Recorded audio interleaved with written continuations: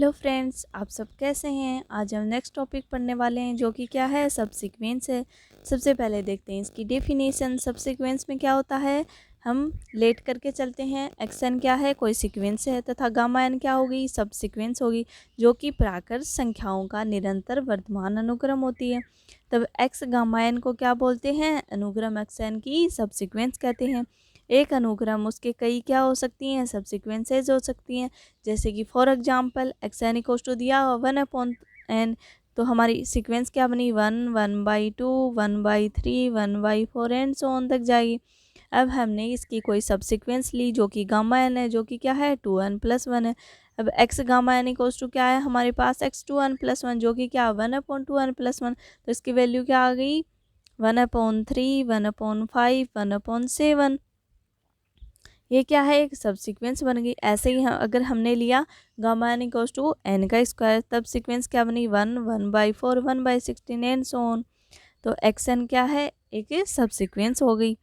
अनुक्रम x N L की ओर अभिसरित होती है, तब उपानुक्रम है वो भी क्या होगी, एल की ओर अभिसरित होती है, परंतु इसका विलोम सत्य होना आवश्यक नहीं है। For example x n equals to क्या है, -1 यानी कि -1, 1, -1 एंड सो, जो कि क्या है, कन्वर्जेंट सीक्वेंस है।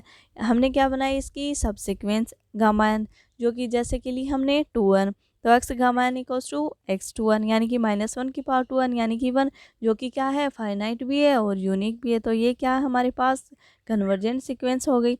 इससे हम दो स्टेटमेंट प्रूफ कर सकते हैं। उपानुक्रम अभिसारी है, तब अनुक्रम का अभिसारी होना आवश्यक नहीं। अगर हमारे पास कोई सब सीक्वेंस है वो कन्वर्जेंट आ जाती है, तब हम ये नहीं कह सकते हैं कि सीक्वेंस है वो भी क्या होगी, कन्वर्जेंट होगी। अगर अनुक्रम अभिसारी है तब हम कह सकते हैं कि सीक्वेंस है वो डेफिनेटली क्या होगी, कन्वर्जेंट होगी। उसके बाद हम पढ़ते हैं क्या, कोशी सीक्वेंस।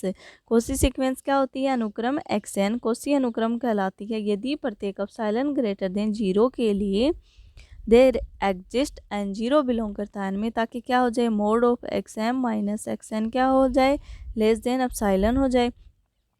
प्रत्येक अभिसारी अनुक्रम क्या होगी, कोशी अनुक्रम होती है, तथा कोशी अनुक्रम अभिसारी कोई भी हमारे पास अगर कन्वर्जेंट सीरीज है, कोई भी क्या हो कन्वर्जेंट सीरीज है, तो वो क्या होगी, हमारी कोशी सीक्वेंस होगी। अगर कोई भी कोशी सीक्वेंस है तो वो क्या होगी, कन्वर्जेंट होगी। यानी कि अभिसारी अनुक्रम क्या होगी, कोशी अनुक्रम होगी, और कोशी अनुक्रम वो क्या होगी, अभिसारी अनुक्रम होगी।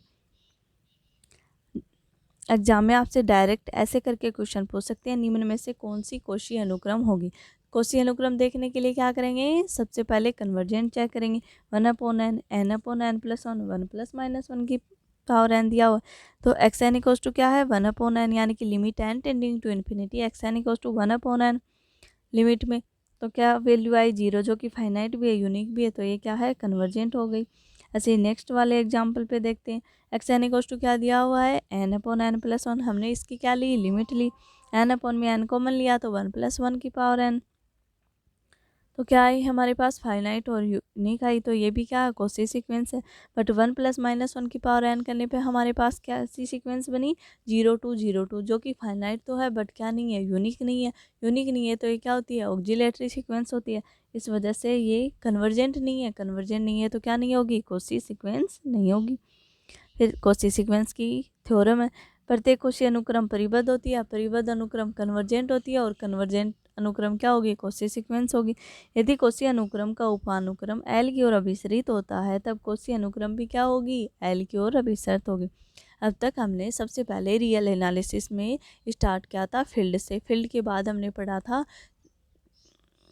फील्ड से स्टार्ट किया था, उसके बाद हमने क्षेत्र अभिगृहित पढ़े थे, फिर हमने पूर्ण अभिगृहित पढ़े थे, उसके बाद हमने अपर बाउंड लोअर बाउंड देखे थे, निबर रूट देखा था, लिमिट पॉइंट के बारे में डेफिनेशंस वगैरह पढ़ी थी, ओपन इंटरवल पढ़े थे, क्लोज इंटरवल पढ़े थे, फिर उनकी हमने क्या की, चार चार थ्योरम्स थी ओपन एंड क्लोज सेट की, उसके बारे में पढ़ा। फिर हमारे पास संवर्ग क्या होता है, और विवर्त अंतराल में क्या कौन कौन से एलिमेंट आएंगे, विवर्त अंतराल को किस टाइप से रिप्रेजेंट करते हैं।